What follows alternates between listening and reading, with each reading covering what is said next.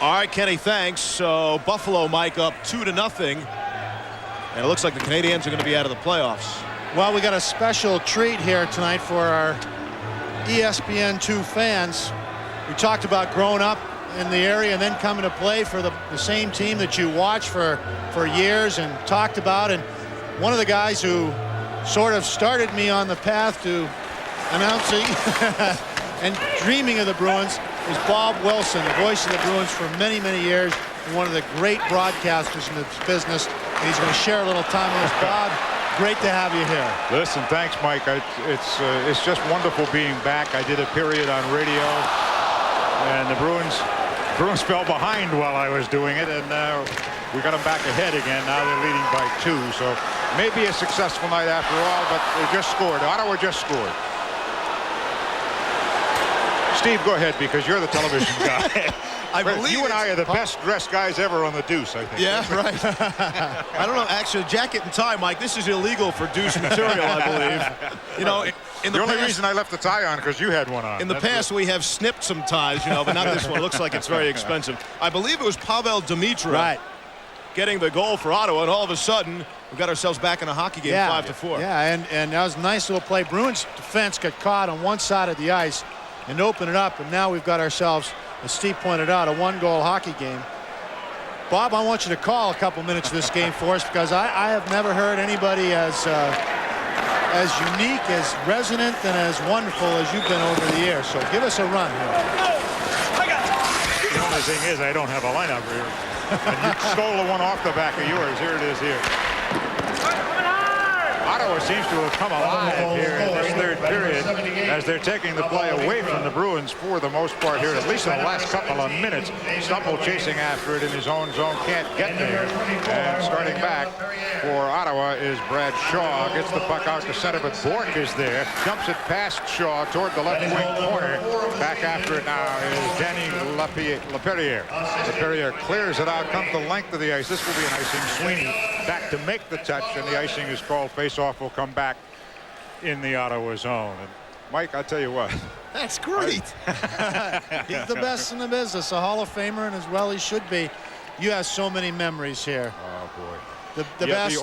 The Orr years, I think, are the best memories I have, despite the fact that he was only with the National Hockey League for 10 years. He did so much in that 10 years, as you well know, because you were a part of that. And this old building, I don't know, I grew up in this building, so to speak, because I grew up in this area, and I remember coming to the rodeo with Gene Autry in this building. We understand that Gene had a few too many one night and fell off his horse. Oh, yes, I wasn't here that night, but I heard about it. This face-off, Adam Oates, one of the better face-off men in the league, back to Roloff, and Roloff's shot is deflected away. Roloff gets pulled down, and he's in a battle now with Cunnyworth, Randy Cunnyworth and John Roloff. I'll tell you what, my money's on Roloff in this battle. It wouldn't be the final evening at the Garden without at least one little tussle, Robert. Well, we had a couple of cokes thrown on the ice after Neely scored, and now we've had a little tussle. But I remember when I was growing up, I used to come to the Garden, and I used to watch Fernie Flaman in a battle or two. And Fernie and I are about the same age, and he played for the old Boston Olympics, a group that Walter Brown put together. And the Olympics and the New York Rovers used to have some battles. Bob, what's your feeling? We get all sorts of mixed emotions from the players, from the fans. You know, you want the conveniences of a state-of-the-art facility, and yet then there's a tradition of Boston Garden. Which way do you go? I like the intimacy of this building. I can understand the financial need for a new building. I mean, this building just doesn't work anymore as far as for the people who own it. It works for the fans. But there are still 1,500 obstructed view seats in here for hockey, and probably a few more than that for basketball. And I can understand, and the building that's going up is state-of-the-art next door. Who's paying for that There's seat? a post out. Yeah, that's. And they sell those tickets, right? Oh, they absolutely do. But the people don't sit there. Those people.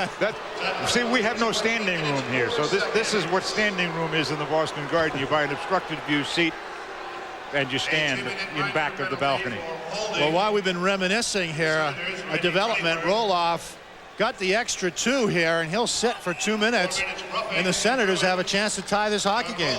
Bob, please don't go. Let me just do the housekeeping. Roloff got 4 for roughing, Cunnyworth 2 for the hold. The goal was Demitra, his 4th from McElwain and LePerrier, making it a 5-4 hockey game.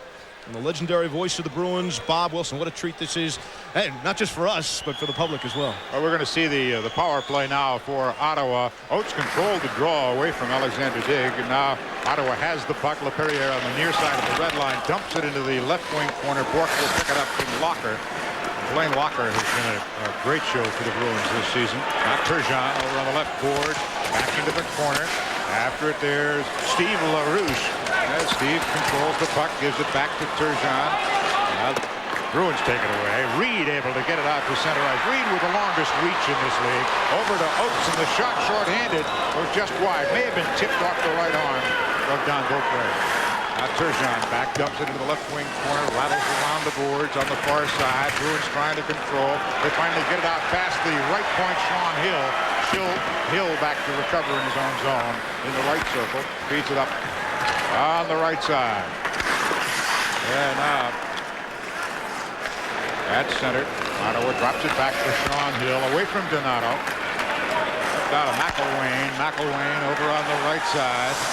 In the corner is Stan Nectop. That is dumped out through center ice. We have 1 minute left on the extra penalty to Roloff, and that will bring Hughes back. Now Ottawa will start it out on the right side. 5-on-4 man advantage for Ottawa. Dumped into the right wing corner. Funny bounce off the boards here at the Garden. Dumped out off Sean Hill's stick. It'd be a high sticking violation unless the Bruins get there, and Hines hustled after it and did make the touch first. A quick pass up through McElwain, taken by Bourque. Dumped it, but not out. Kept in by Yashin. Yashin looking along the boards, trying to work. He's double teamed. Donato is there. Donato working it in his feet, trying to get it up to Steve Hines. Can't do it. Don Sweeney pumping. Now the puck sended back for Donato. Bourque takes his man down. Loose puck on the boards. Yashin feeds it to the line. The shot is wide. And Bourque feeds it around and into Yashin in the left circle. Penalty over. Hughes back. Man advantage over for Ottawa.